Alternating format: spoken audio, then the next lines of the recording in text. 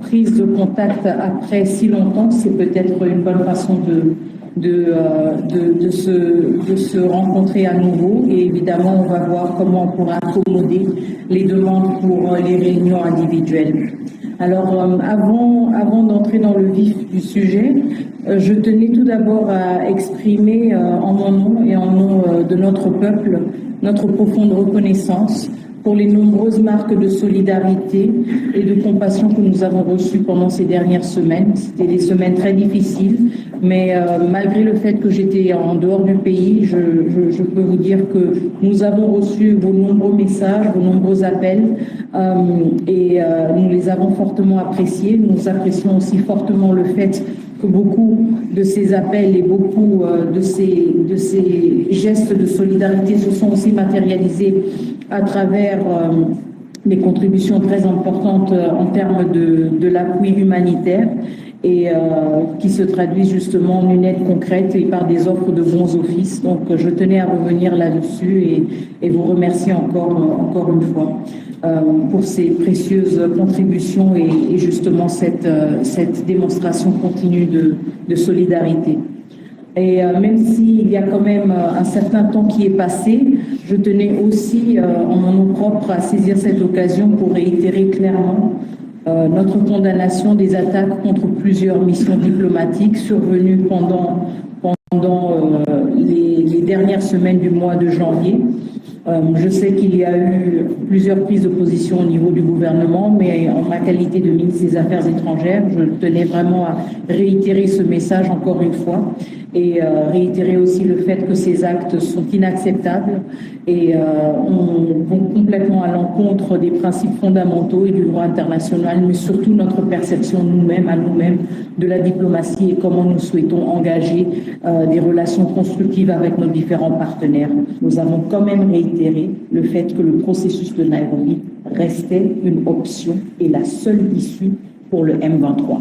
Et encore une fois, je réitère aussi le fait que le président honoraire Kenyatta, facilitateur du processus de Nairobi, a la pleine confiance du président Tshisekedi, qui lui a donné justement carte blanche de faire usage de son rôle en tant que facilitateur pour engager les différents groupes armés en fonction aussi de son évaluation.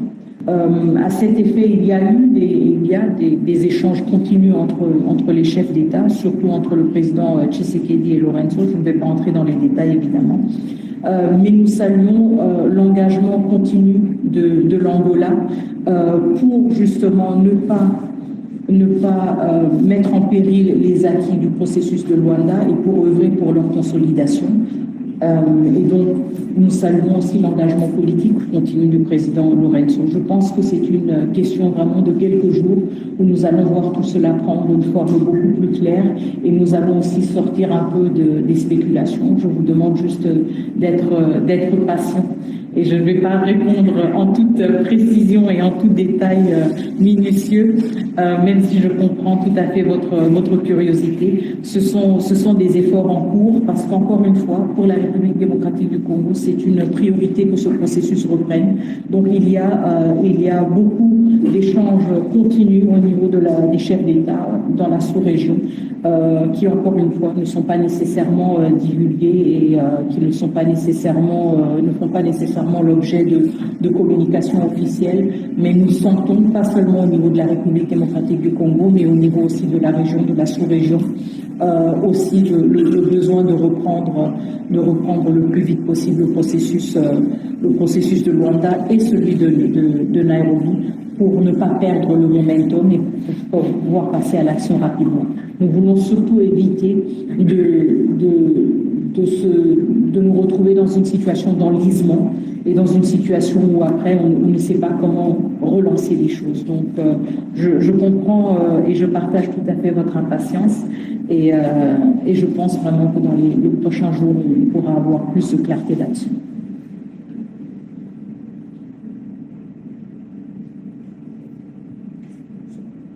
Et je sais qu'il y a une activité de la présidence qui est prévue dans quelques minutes, donc je ne vais pas vous retenir plus longtemps. Je voudrais juste réitérer encore une fois aussi mes remerciements sincères pour votre présence. Je sais que nous avons eu à changer de programme quelques fois. Merci pour votre flexibilité. Et j'espère qu'on pourra se retrouver dans ce format ou dans un format différent dans les prochaines semaines. Je voulais aussi dire un dernier mot par rapport aux sanctions. Désolée, il m'a échappé pendant que je faisais le point. Je voudrais exprimer aussi notre reconnaissance justement pour la prise de position très forte que nous avons vue de certains pays par rapport aux sanctions pour lesquelles nous avons plaidé, nous continuons de plaider. Vous vous souviendrez qu'au niveau du Conseil de sécurité, nous avons insisté sur 5 actions prioritaires, à commencer par d'abord des sanctions individuelles pour responsabiliser les membres de la chaîne de commandement qui commence à Kigali et qui finit au nord Kivu, maintenant au sud Kivu. Il y a une responsabilité qui doit être attribuée à des individus. Et donc nous saluons aussi le courage de certains États membres des Nations Unies de prendre aussi des actions fermes contre les individus. Le deuxième point était lié aux ressources naturelles et l'exploitation illicite des ressources naturelles. Nous avons, à travers le rapport du groupe d'experts, au-delà de nos propres rapports, établi un lien direct entre l'exploitation de ressources naturelles en République démocratique du Congo et ensuite leur exportation au Rwanda, raison pour laquelle nous appelons à un embargo pour certaines ressources naturelles du Rwanda, puisque nous savons qu'elles viennent de la République démocratique du Congo et que nous sommes conscients des circonstances dans lesquelles ces ressources sont exploitées. Le troisième point est lié au statut du Rwanda en tant que pays contributeur de troupes aux Nations Unies. Nous pensons que c'est quelque chose d'extrêmement préoccupant, profondément préoccupante. Pour moi, je le dis en toute transparence, en tant qu'ancienne du peacekeeping, ancienne des Nations Unies, c'est quelque chose d'extrêmement préoccupant de voir un des plus grands pays contributeurs de troupes aux missions de maintien de la paix des Nations Unies être lui-même auteur non seulement de violences directes contre des casques bleus, mais aussi de violences indirectes contre les installations des Nations Unies et contre leur capacité à exécuter leur mandat. Je pense qu'il y a une telle dissonance entre cette posture et les principes des Nations Unies qu'elle devrait nous interpeller tous par rapport à ce statut qui est quand même aussi un privilège de représenter et de porter sur son uniforme le drapeau des Nations Unies. Je pense que cela mérite justement d'être réexaminé.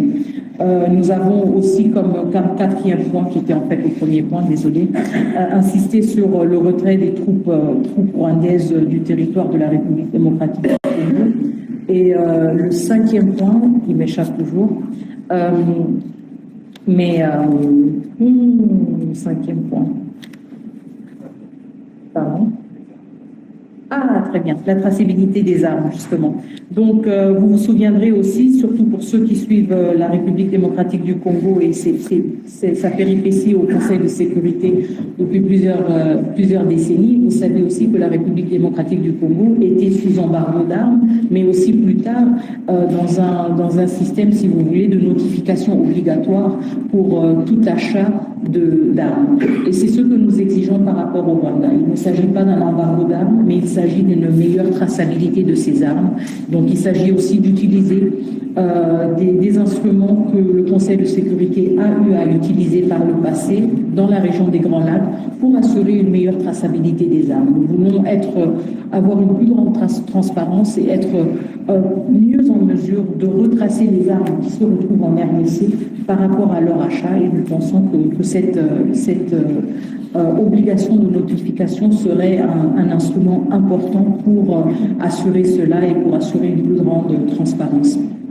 Donc, c'était un peu les 5 points sur lesquels nous sommes revenus plusieurs fois au niveau du Conseil de sécurité. Nous nous réjouissons du fait que certaines déclinaisons, si vous voulez, de ces points de plaidoyer ont été repris dans les décisions individuelles de certains États membres, aussi dans la résolution du Conseil de sécurité, et cela nous réconforte justement la pertinence de ces démarches.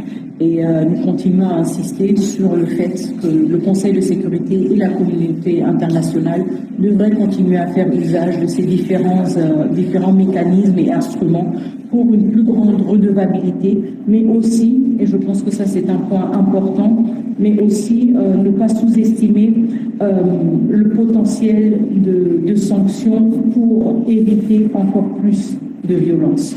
Donc certes, les sanctions sont rétroactives parce qu'elles sanctionnent un comportement, mais en même temps, elles ont aussi la capacité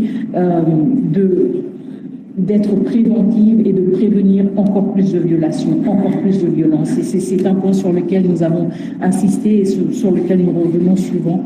Et nous pensons justement que la situation sur le terrain montre aussi que ces sanctions ont déjà des premières répercussions sur les uns et les autres, et nous pensons qu'il est important de maintenir cette pression aussi dans une dynamique de reprise du processus de Luanda, pour que les uns et les autres comprennent qu'il ne s'agit pas de revenir et de faire tabula rasa comme si de rien n'était.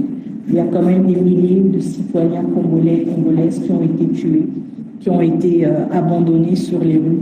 Nous avons vu des scènes horrifiques, nos téléphones, et je suis sûre que c'est le cas pour certains d'entre vous, nos téléphones sont pleins de vidéos, d'images atroces. Et je pense que nous sommes tous aussi dans le souci de gérer tout cela d'une manière ou d'une autre, aussi psychologique, mais nous ne pouvons pas dissocier justement toute perspective d'une relance d'un processus diplomatique de cette réalité-là aussi, de cette atrocité que la ville de Goma et la ville de Bukavu ont vécu. Et donc l'aspect de la redevabilité est extrêmement importante et nous insistons là-dessus. Merci beaucoup, je vous souhaite une excellente journée et à très bientôt, dans d'autres formats certainement. Merci. Charlotte TV.